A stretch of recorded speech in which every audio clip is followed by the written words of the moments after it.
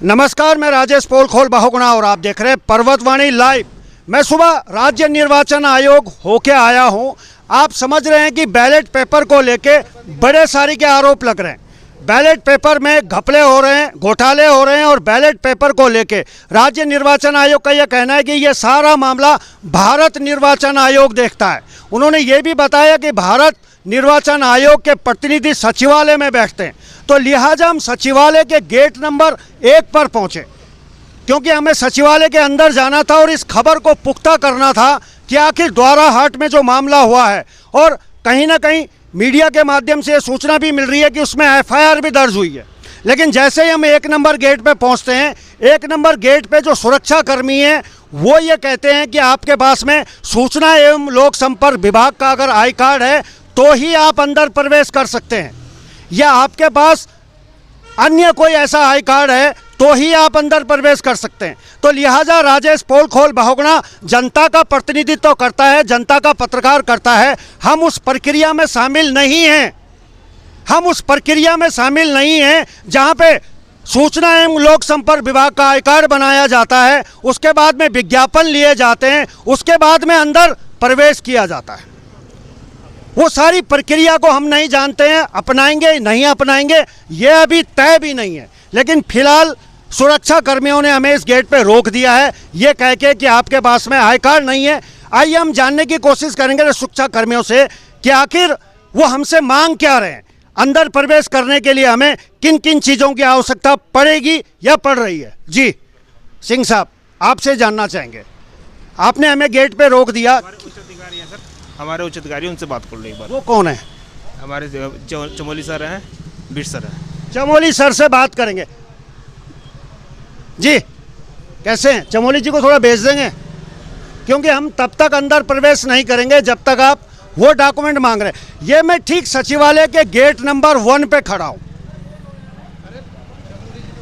चमोली जी चलिए ठीक है, बने रहें। अब गेट पे तकरार होने के बाद मैं अंदर आखिर आ ही गया। बहुत बहुत धन्यवाद सुरक्षा कर्मियों का। और अंदर आते हुए हमें कांग्रेस के प्रदेश अध्यक्ष गणेश गोदियाल जी मिले। गोदियाल जी, क्या मामला लेके आज आप सचिवालय पहुंचे हैं? देखिए, जो एक मतपत्रों वाला जो वीडियो एक वायरल हो रहा है जिसमें एक व्यक्ति एक ही पार्टी को वोट देने की बात कहकर और सभी तरीके के वहाँ पर इंतज़ाम, कई पेनों के इंतज़ाम, अलग पेन से साइन करो, छोटा साइन करो, बड़ा साइन करो, इस प्रकार का एक वीडियो जो वायरल हुआ है, वो हमारा जो भारतीय जनता पार्टी की तरफ शक था कि ये धांधली करने जा रहे हैं, ये शख्स जो है सत्य साबित हुआ है। और हमने चुनाव आयोग से मांग की है कि ये पोस्टल बैलेटों का ये जो व्यवस्था है, इस व्यवस्था में बदलाव करते हुए बहुत ही पारदर्शी तरीके से मतदान की व्यवस्था वहाँ यूनिटों में होनी चाहिए। राजनीतिक पार्टियों को ये अधिकार है कि वो ये सुनिश्चित करें कि जो मतदाता वोट दे रहा है वो अपनी मर्जी से दे रहा है, हम इस बात के लिए संतुष्ट हो जाएं। ये हमारा अधिकार है और इस अधिकार को चुनाव आयोग को इसमें सभी राजनीतिक पार्टियों को बराबर का मौका देते हुए संतुष्ट होने के लिए एक प्लेटफॉर्म बनाना चाहिए, तरीका बनाना चाहिए, नियम बनाना चाहिए। यही हमने मांग की है। और इस मांग का सीधा सीधा अर्थ ये है कि ये जो पोस्टल वोट आ रहे हैं, इन वोटों को बिल्कुल साइड करके इनको गणना में न ले जाकर और ये नई व्यवस्था की जाए कि जहाँ जहाँ ये पोस्टल वोट ज़्यादा हैं उन पर एक सेंटर बनाया जाए और वहाँ पर उस सेंटर में आकर मतदाता वोट दें।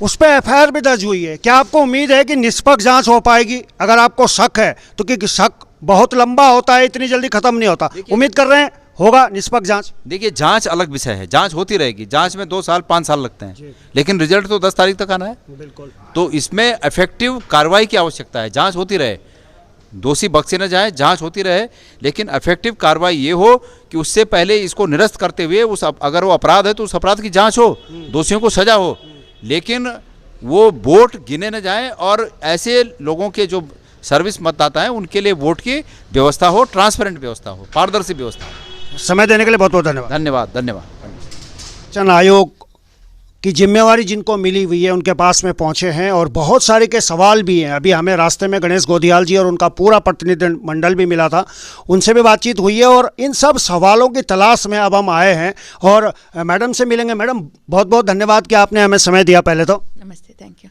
बहुत सारे के सवाल पोस्टल बैलेट को लेकर उठ रहे हैं। द्वाराहाट का एक वीडियो है, उस वीडियो के माध्यम से बहुत सारी की भ्रांतियां हो रही हैं। क्या कुछ है वो वीडियो और किस तरह की कार्रवाई आप कर रहे हैं और आगे के लिए कैसे आश्वस्त करेंगे राजनीतिक दलों को कि निर्वाचन आयोग निष्पक्ष काम कर रहा है? ये जो हमारा पोस्टल बैलेट है, ये पोस्टल बैलेट जो है हमारा जो कर्मचारी हैं जो इलेक्शन में लगते हैं उनके लिए 80+ और जो हमारा पर्सन्स विद डिसेबिलिटीज़ हैं उनके लिए, और आर्मी पर्सनल और एम्बेसी में जो काम करते हैं उनके लिए होता है।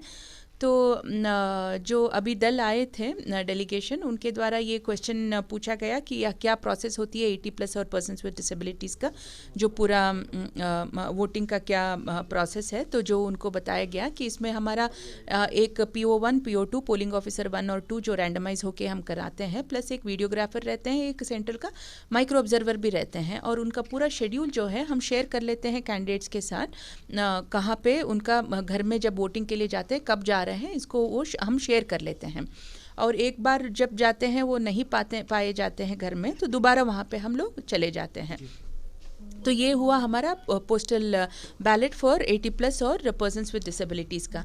उसके बाद जो है इलेक्ट्रॉनिक वोटिंग जो पोस्टल बैलेट आर्मी के द्वारा होता है, तो उनके लिए हम उनका रिकॉर्ड ऑफिस को डायरेक्टली ETPBS के माध्यम से उनका रिकॉर्ड ऑफिस को हम पोस्टल बैलेट भेजते हैं, और वहाँ से उनका यूनिट को पोस्टल बैलेट चला जाता है इनक्रिप्टेड फॉर्म में, और पिन दिया जाता है जो इंडिविजुअल वोटर्स को।